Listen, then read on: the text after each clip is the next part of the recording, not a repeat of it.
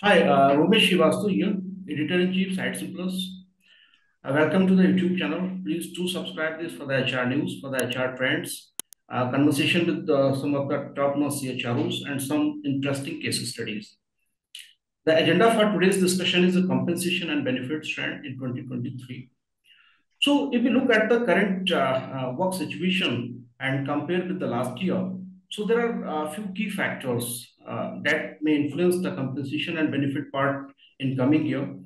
So first I see that is the globalization. So many companies, especially in the IT, tech and edtech, they are laying off their employees and that is in masses. So what is the impact of this? That would be on the compensation and benefits part in coming year. So that we will try to explore. Another is the workplace. So now the people have started working from the offices, but still most of the companies they have opted the hybrid work model. Few days, 2 days or 3 days from the office, and might be rest by the from the home. So what about the work from home allowances that were started in 2020? Do we need to restructure again? So that is one of the area I would like to explore. And next key factor that is now which is the buzzword as of now moonlighting. So I think more or less most of the companies, especially the tech and IT companies, they agreed on this moonlighting part, but ethical one. But what about the compensation part? I think here we need to do some of the restructuring, some of the allowances, maybe some of the statutory benefits, maybe some of the social benefits. So we need to rework on this. So to discuss on these areas, we have two senior HR leaders. Let me introduce Mr. Raju Nathani. He is Corporate Vice President and Chief People Officer with the Infogain. And another senior HR leader is Mr. Harish Kukreja. He is an independent HR and reward consultant and previously has been in many UK and US companies as a reward professional. So, Raju, I would like to come to you first. How do you see the impact of this global recession and layoffs on the organizations, and especially if we talk about the compensation and benefit part in coming year? Sure, Ramesh. In fact, the irony is that few months back we were discussing about great resignation, and now all of a sudden the narrative seems to have changed, right? Which is rightly so, because at least coming from the technology industry, what I see in this industry is that there's a lot of insecurity and uncertainty in the US market at this moment. As you rightly said, the layoff stories which are coming in, the impact of that in India usually has a lag, right? We see what happens in US now, typically that gets replicated in India in 2 to 3 months time frame. So right now, while the joining ratios have gone up, attrition has started coming down, but we have not yet started hearing a lot of layoff stories the way we are hearing to what's happening in technology companies in US. Now, when you are dealing with such an uncertainty from a market situation perspective, the CNB becomes one of the important topic, right, for any organization, because this is a time when most of the companies will go back to their annual operating plan preparation and will be looking at what's the potential for them from an overall growth perspective with respect to revenue, and then how much can they, from the ability to pay perspective, is there for compensation. Clearly, it's not going to be the same. Some people may say that most recently we saw Mercer publishing their reports and predicting X percentage of increment in Indian context from a technology market point of view. And I think that's not going to be the reality 100%, because generally what happens is all C&B professionals who respond to these surveys, they indicate basis what they observe 2 months back, 3 months back kind of situation, may not have the insights in terms of how the market is moving. The reality is that the market is going to be getting into a space where the spend with respect to ACR budgets would be much lesser in 2023. Since there's a lot of uncertainty at this moment, we don't know whether we will get into transition from being great into a stage of great resignation to great recession. I don't foresee that situation because that's not really visible at this moment. But assume for a moment that we get into space where it becomes very stagnated market, and in some cases, maybe, in some industries, it may go down as well. When we deal with that situation, the increments will go down significantly. Some companies may take calls in terms of either deferring their cycles. Some companies may not even give raises. But at this moment, it's very hard to believe that there could be a discussion about salary cuts, etc. Now, from employees' point of view, the impact would be in terms of which company is actually going to be providing them stability and job assurance, right? That's going to be the important focus. And from C&B point of view, how do you actually look at this market situation, which is uncertain, and look at the entire total rewards and ACR context in a way that it caters to the population, which really needs to be pulled despite of whatever the budget limitations you may have. So looking at your comp philosophy with respect to compa ratios, positioning of people across different quartiles, and making sure that high performers are protected while people who are paid low, and also from an equity with respect to gender perspective are well taken care of. So these are the ways through which you'll have to look at your compensation distribution during your ACR cycle during this year, because you'll have, not every company will have a lot of budget made available. So C&B people and professionals need to be much more creative in terms of looking at distributing of the budgets. So let me take a pause here, Romesh, in case if you have a follow through for me. And Harish, what is your take on these issues?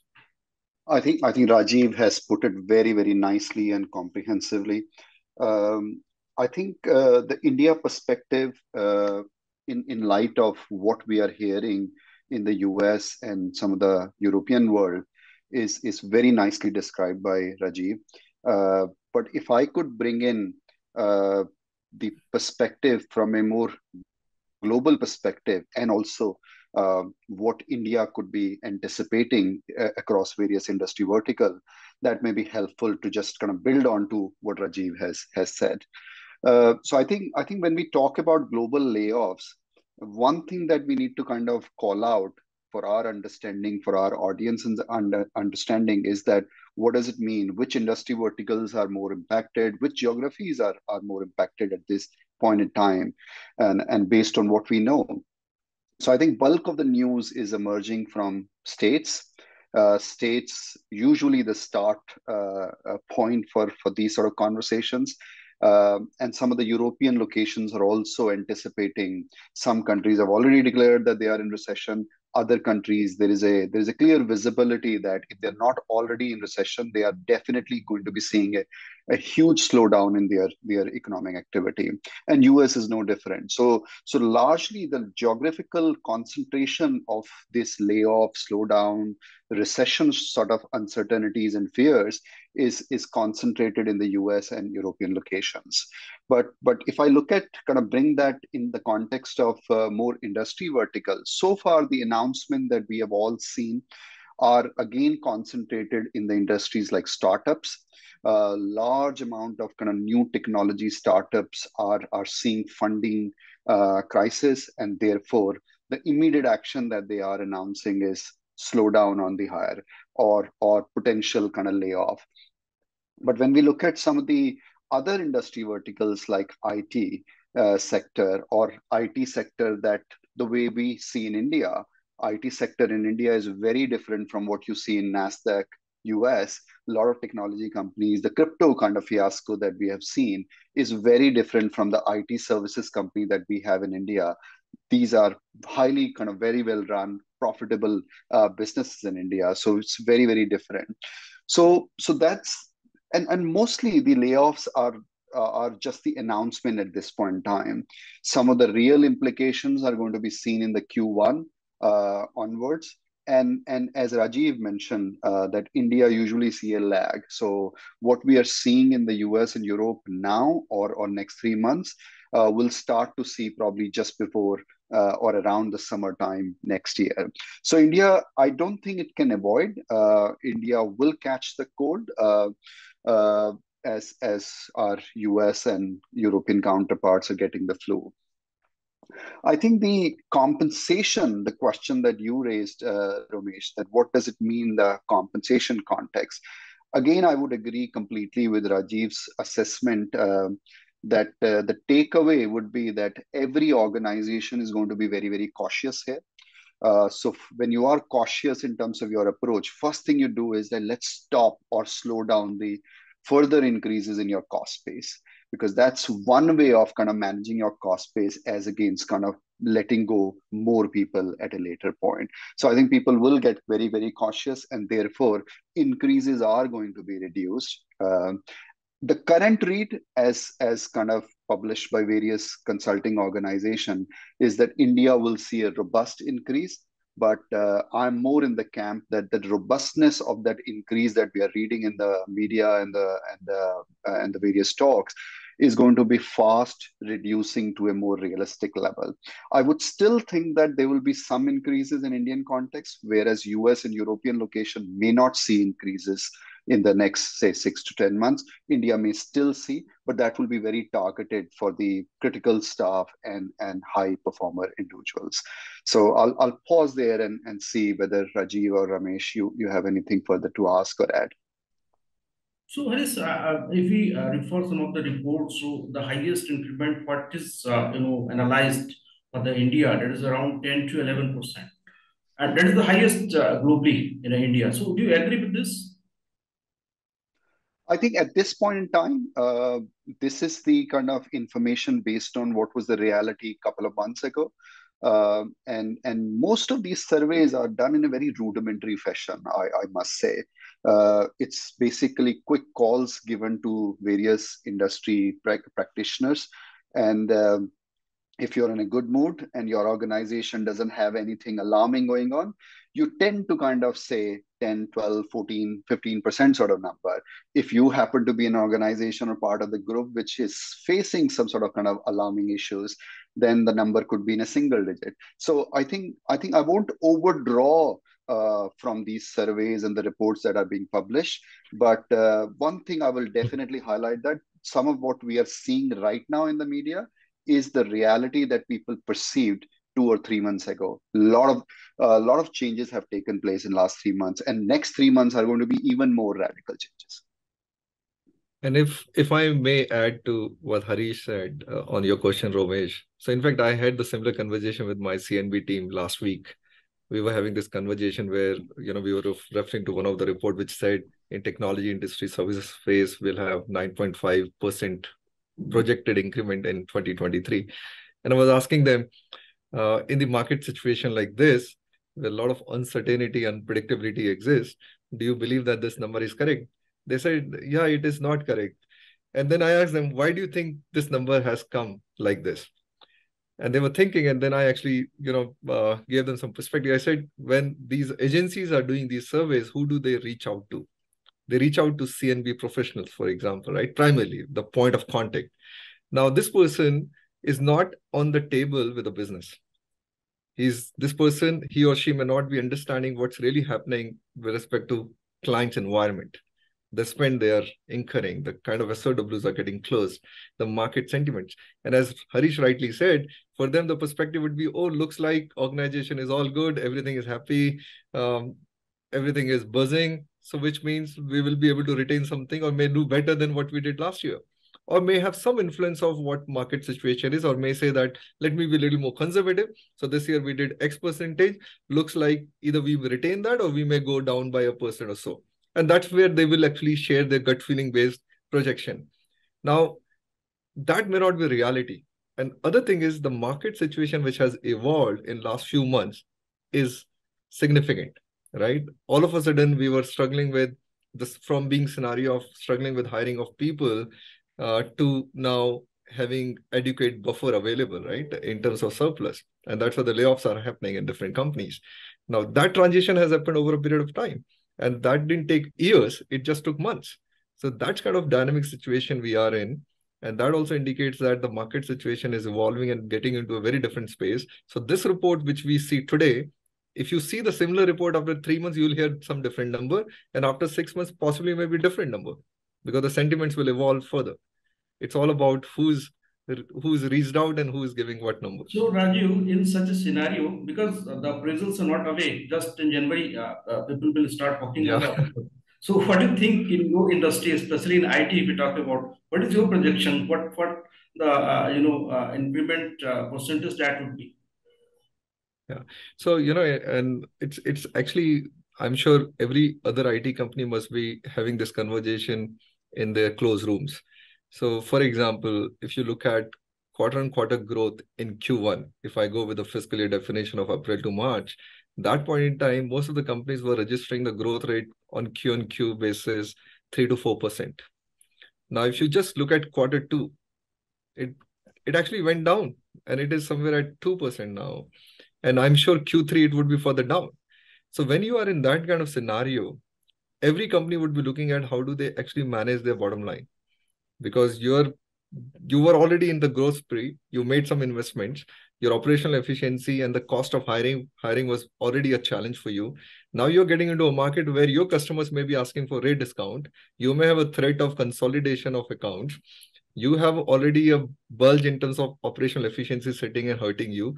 Now, on top of it, how much affordability do you have to award as an increment? So that's kind of situation I I can imagine every company must be going through right now in IT technology services space. And that is where they must be looking at what should be their strategy. At this moment in India, no company has declared anything which could be very sentimental or emotionally disturbing from a people standpoint. That's where everybody would be observing what the big giants will actually come up with basis of the Q3 results. And most of these big giants, they don't have January as a cycle.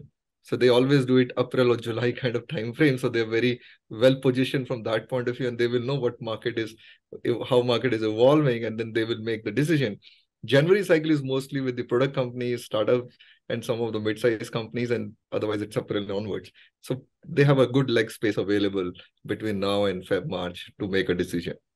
So, Raju, though it's not a straight answer to my straight question, but I would like to go to the next next question. As I talked about the moonlighting. So, most of the industries, almost most of the IT companies, they more or less they agreed on this, but with certain caveats, and you need to discuss with them, take approval, and then might be can be started. So, where you see that we need to restructure the compensation part in that case. You are in such kind of market. So, going back to your point of not having a clear answer, as it's a fact that we are dealing with a very uncertain environment That right is now. It's absolutely very fine. hard I for can anybody to understand. give you the binary answer on this topic. If you ask any company today, what's your growth plan for next year? Can you give us what is the percentage growth you'll register? It's very hard for them. It's really very hard. Fine. Absolutely. So that's kind of situation you are in. When you are in that situation, you will never have the easy answer. But coming back to your point in terms of where, from a structuring perspective, with respect to compensation, how would it go? Now, imagine if you're dealing with a market like what we are discussing. Your first objective would be how do you conserve cash, or how do you maintain your efficiency, right? That's where your focus would be. The conserve of cash will become an important element if you're heading towards a recession, right? Otherwise, you would like to manage your efficiency so that your bottom line doesn't get affected beyond a point. You don't want to give a lot of dent. So you look at, if it is a primary situation, then you need to make a big decision about how do you look at your compensation as a whole, because that market would not allow you to spend money which is not necessary for the survival of the business. But if it's a situation where maybe the market doesn't go in that space, but you still need to remain cautious and careful. So what would you do is you would like to be creative. Can you bring in more performance-driven payouts, which is linked to the company performance, right? Can there be some part of increment or large part of or entire part of increment going into performance linked payout, for example, could be one strategy. Second is that can you look at more equity combination with respect to ESOPs and options to the overall comp process to your organization basis what level of and what size of organization you are and what is your philosophy around equity, etc. That could be the second. Third is that how do you actually give that comfort to people that despite of this kind of situation, they don't really lose on their cash in hand, right? Because you need to give that as reassuring to people with respect to protecting their cash.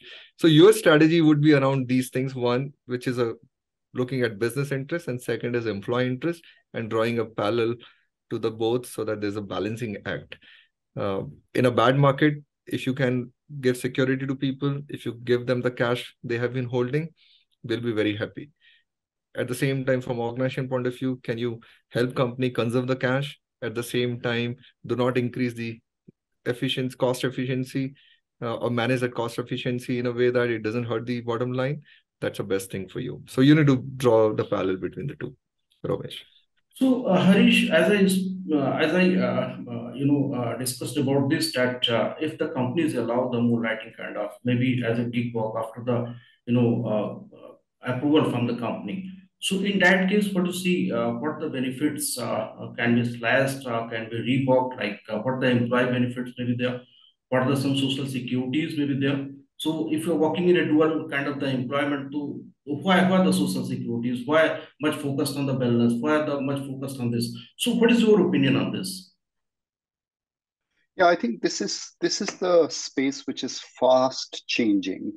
Uh, I think couple of months ago, most companies were taking a very hard stand of not allowing moonlighting, with the exception of one or two here and there. But largely, the first reaction from large companies, particularly, was not to kind of let this happen. It's unethical. People were getting fired or disciplined for undertaking these sort of assignments. Within like 3 4 months of aggressive debate and a lot of kind of literature being put in the public domain, um, I think common sense is prevailing. I've always been in the camp that this is something employees needed, and that's the reason they have gone beyond their normal kind of duty hours to kind of get themselves engaged, get them doing those sort of work. So they definitely need it, whether that need is driven by money or career progression or general development. Uh, Individual circumstances will be very different, but this is something they needed. Therefore, sooner uh, the companies start to embrace it and come up with protocols that strike the right balance in terms of people able to kind of pursue some of these interests.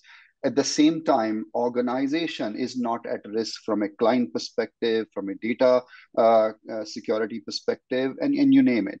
I think now organizations have come to the conclusion, again based on what we all seeing in the public domain, uh, that organizations are coming around to this fact and kind of embracing it.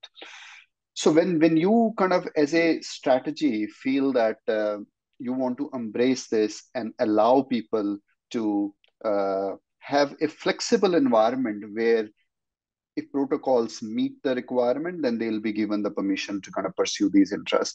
In that context, I feel personally that the approach has to be on the carrot side than the stick side. Therefore, my personal opinion is that I'm not a great fan of slashing benefit just because people are pursuing some of the other interests. And again, this is general comment I'm making. Of course, based on the nature of work that people are doing, if that is kind of adding to the excessive risk to their main employer organization, whether it is on account of mental well-being, because not everybody can perform 12 13 hours of work on a sustained basis for a long time. So which company is going to kind of look after if things go wrong for an individual employee from a mental well-being perspective?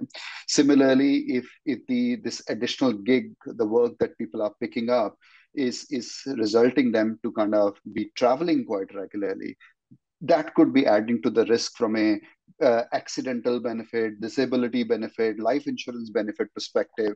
I think again there may be some learning there as things mature, as things kind of work out for organization. So to start with, the short answer, if I know you like the direct answer, Ramesh. So the short answer, I could say that at this point in time, I won't go in the camp of kind of slashing anything, making any changes. But as situation emerge, as organization get to know what is the nature of work people are doing, that may warrant some changes in the benefit offering or curtailing some of the benefits. And you would like to add here something into this? So, so Ramesh, if we talk about, if your question is more on restructuring on in the context of moonlighting, then one is in our kind of industry, it's very hard to actually allow people to have multiple full-time jobs, right? It's very hard. And the reason is very simple. We work on the IP of our customers, right? Now, if imagine a person is allowed to work with two different organizations, organization E is working with X company and organization B is working with Y company, which happens to be the competition of X, then what you're doing is you're exposing a lot of IP of company X to company Y. Even if, forget about the intention of the person may not compromise, may not share the insights, but then what you're running a risk there. That's one. Second is, at the same time as an organization, you know, you expect a person to devote a specific number of hours. That's the reason the person is on full-time employment, right? Now, as a country, we have not matured to this space where we say that, okay, the same person can actually work, use his or her own time in a discretionary manner and then provide services for which there's a gig economy, there's a freelancing thing which exists, there's a subcontracting organization which do exist. Now, that mindset has not evolved. At the same time, the question could be that, do we need to really appreciate that reality?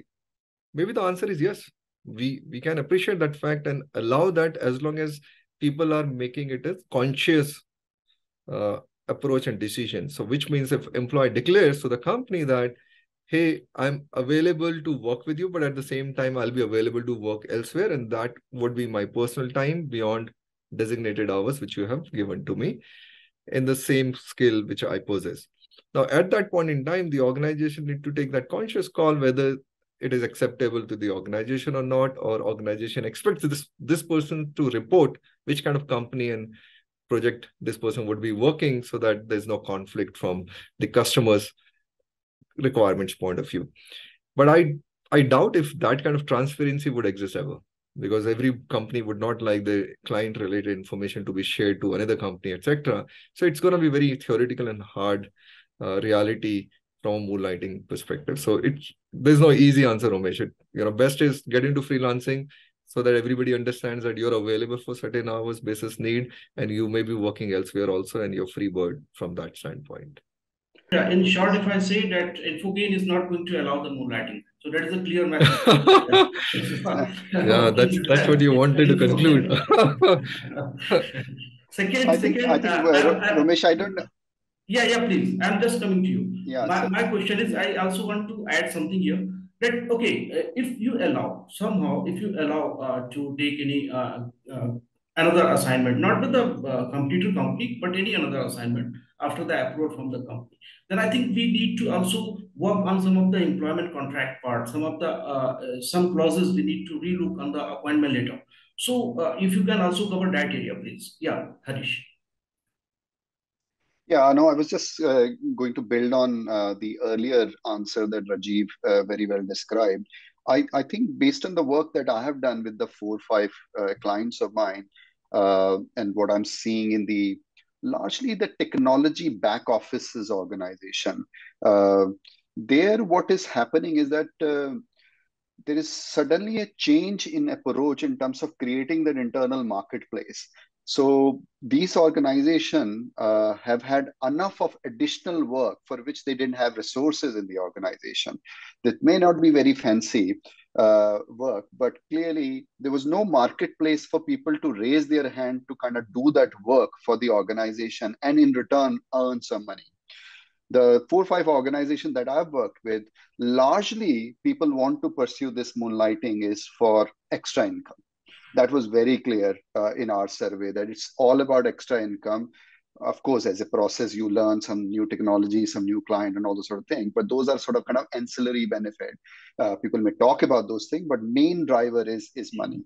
So to fulfill that desire of earning extra income, is that this organization have created this marketplace or in the process of creating marketplace where you can pick up the assignment, which could be 2 week assignment, 3 week assignment, or a cyclical activity that organization couldn't resource properly. So people raise their hand, do that work outside their normal job hours, and in return they get paid whatever the hourly rate or project completion amount that the hiring department has set. So that's quite neatly growing, and I think that's the space we'll see some changes, and that may also put less pressure in terms of people going outside and pursuing those income generating assignments outside the organization. But that's my early observation based on the work that I've done. So I'll because only around 2 minutes we have as of now. So if you can quickly come up with as a short answer that how do you foresee the compensation and benefits trend in 2023? Raju, you please. One of the things where, as an industry as a whole, we moved in last couple of years is we looked at the holistic well-being of the employees as part of our total rewards, which used to be traditionally linked to uh, the tangible benefits and some part of non-tangible, which were associated to specific interventions. But now wellness, both in terms of physical as well as mental, these have become an integral part of the overall total rewards and benefits. And I continue to see that these will continue to become an important element of the benefits proposition for the organizations. And as I previously mentioned, that when we look at the tangible benefits, when you are dealing with a market which is full of uncertainty, you would be very careful in terms of how do you structure your compensation from total cash perspective. So how do you bring in the element of some variability to it, and that variability is linked to the overall performance of the organization and definitely has the multiplier context to it, so that if you do well, people have the larger ability to make more cash from that standpoint. Harish, Looking if at you the time can constant of quickly add this something topic here. here. In terms of trends around benefits, I agreed with what Rajiv described, that the benefit introduction as well as improvement and enhancement will be guided by the EVP principle, employee value proposition principle, that individual companies will consider. So I don't have much to add to what Rajiv has already kind of covered in that. But in terms of compensation trend, the current trend in Indian context is more like 9 to 10% compensation increases, which seem to confirm that the market remains very robust. People can expect decent increases in spite of all the kind of uncertainty, slowdown, recession kind of fears that are there in the market. But I think by the time the organization in India come to implementing these compensation changes, which will be 3 or 4 months down the road, reality may be different. So, in practice, I would think that the increases will be more like 6, 7% as against 9 to 10%. But as of now, what 23 looks like is more like 9 to 10%.